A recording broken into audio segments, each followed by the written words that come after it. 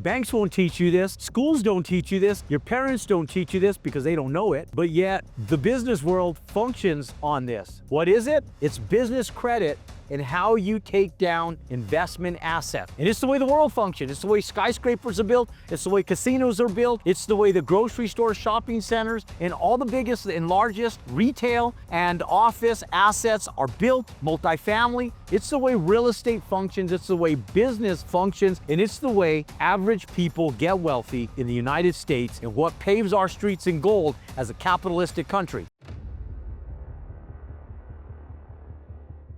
And it doesn't just work here in the United States, it works worldwide. Doesn't matter if you go to Europe, doesn't matter where you go in the world, this is the way business works, yet it's not taught to us in our school systems. It's crazy. And one of the things I want to talk to you guys about today is the advantageous aspects of building business credit and how it can be life transformational in your journey as a real estate investor. One of the biggest things that helped me out in early years that I learned this from was because of the fact that I had bad credit in general. We had office leases nationwide. Being a part of multi-level marketing, we had training centers. In those training centers, I had offices in 11 major cities across the United States, and I was a leaseholder on 6 of those 11 cities. And so when the FTC came in 1997, we grew too fast. We were the fastest growing privately held company in American history. If you go back and you look at the Inc. 500 in 1995, you'll see Equinox International is the fastest growing privately held company in America, and we were the #1 fastest growing company on the Inc. 500 that year, and the fastest growing company in American history at that point in time. We went from 0 to $500 million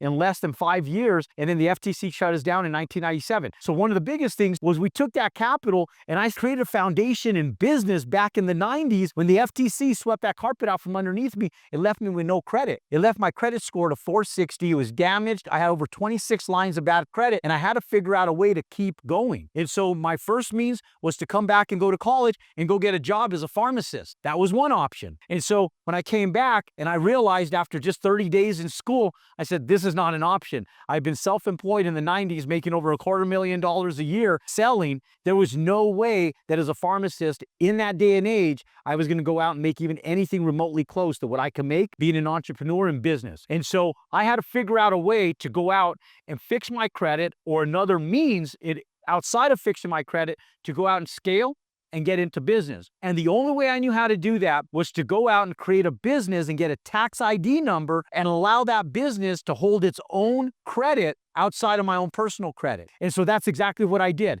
I went out and I created a business. I got a business name. I went out and I got employer identification number, an EIN number from the IRS. Still works the exact same way today. But today, you don't have to go into an office and sit there with the paperwork or sit on the phone for 4 hours waiting for a rep to help you. Now you go online and everything is done at the tips of your hands, with your fingertips, on your computer and on your keyboard, or with your thumbs right on your phones. And so it's easier today than it ever has been to be able to create a business. And the biggest thing is banks don't tell you this, and they don't sit out and solicit this unless you're sitting in the line going and doing deposits. How many of you have ever went into a bank and you're standing in line minding your own business, and someone comes up with their little iPad on you, and they come up and they go, "Excuse me, sir. Excuse me, ma'am. Can I help you today?" And you say, "No, I'm just doing a deposit." "Oh, a deposit?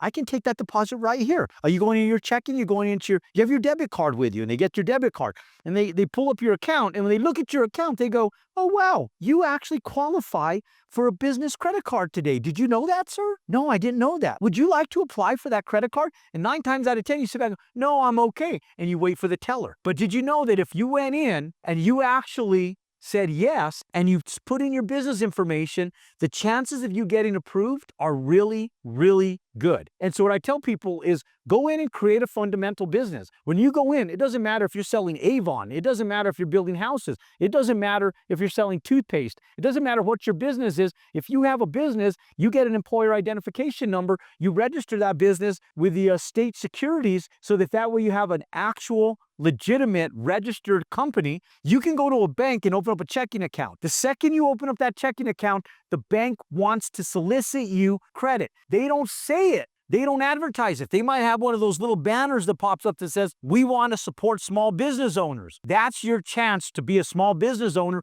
and be supported by the banks. And so at a time back in the 90s when I had no personal credit, I was able to go in and leverage business lines of credit. Didn't know what the hell I was doing, but I needed a truck. So I went down to Toyota. When I went to go do it, they told me, that's great that you have a business, but what's your personal information? So when they took my personal information, even in spite of having my business information, beep, they declined me. But then I went to Nissan and they submitted my paperwork to Nissan Motor Finance Company. I did everything through my business line of credit and they didn't ask for my personal credit. I put my name on there, but I just put my employer identification number and boom, I got approved for a brand new Nissan truck. And I'll tell you, that was my first bear of entry to creating a business line of credit that allowed me bandwidth to be able to start growing and fixing what was damaged due to unforeseen circumstances. For those of you guys that don't have that unforeseen circumstances, you're in a better position than I was when I first got started. Position yourself to leverage business lines of credit to scale. That's the real reason to go in and really utilize business lines of credit. Now, if you have compromised credit and you have bad credit because of unforeseen circumstances like divorces, a bad business endeavor, or just bad decisions that you made while you were in college or when you were youthful, this is your time to be able to fix that, correct it, and migrate forward. Now, the banks want you to utilize credit, and they want it to be revolving lines of credit. So they're giving you high interest loans on either credit cards or revolving lines of credit. It's okay that they're high interest loans because those high interest loans are going to give you bandwidth to enter the asset game. When you enter the asset game, you could go in and utilize that business line of credit on builds just like this one that I'm in right now. This build right now to date is 6 weeks in. That includes dirt work, pouring a foundation, framing the house, which took 2 weeks, and then all the electrical, the plumbing, the mechanical, the heating, cooling. In 6 weeks, we have a physical house. And in less than 6 months, this thing will be stamped and ready for delivery for the open market and a $250,000+ profit from a single family residential home just like this. And that's just one. So imagine that if you go in your very first year and it takes you 12 months to do what we're doing in 5 months, if it took you 12 months to do it, and let's say you went in and in your first year in business, you sold an $800,000 house, your gross annualized revenue will be $800,000, okay? Now, I need you to understand the value of that in itself. You have a business that in your first year did $800,000+ in gross revenue, and you netted over $200,000 in less than 1 year, and your net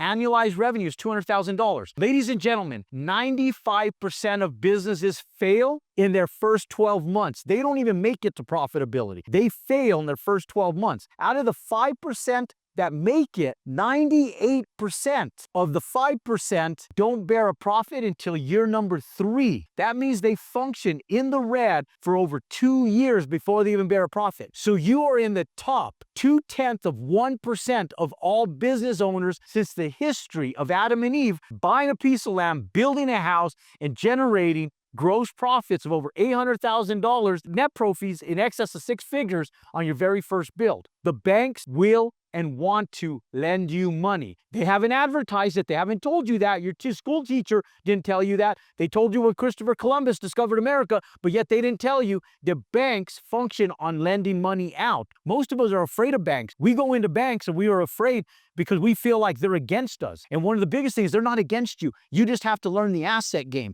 When you learn the asset game, you can go in and function like the house. And I explain this like casinos because they're not building multi-billion-dollar casinos because the house is losing profit, right? They're building multi-billion-dollar casinos because the house wins, because the house functions on a set of rules that gives them an advantage and leverage over the average sedentary individual. And you are that person. Now, you as that individual, how do you function like the house? You have to understand how the banks underwrite deals. And when you understand how banks underwrite deals, because banks function on lending money and they want a return on investment. They want to make sure that whatever they're investing is, as the bank, they have a return from that asset. When you understand how to underwrite like the banks underwrite, that's how you go out and you scale. And I'll tell you that if you utilize business lines of credit to do it, banks will embrace your business and help you scale in multitudes over trying to go out there and do it yourself. The biggest problem with most people is that they go out there and they try to be the Lone Ranger in the banking and investment world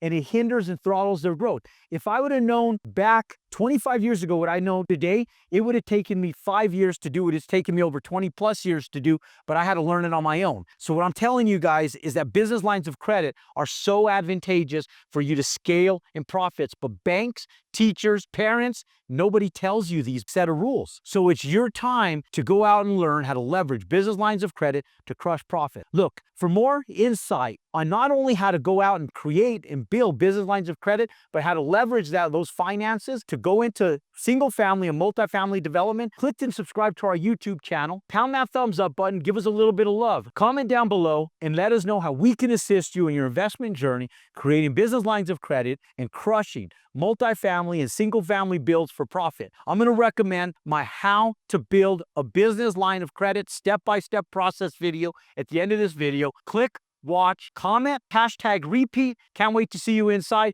Can't wait to see you in the next video. And mostly can't wait to see you crush profits in 2025, 2026, 2027, and beyond. Let's go out and let's compound your success.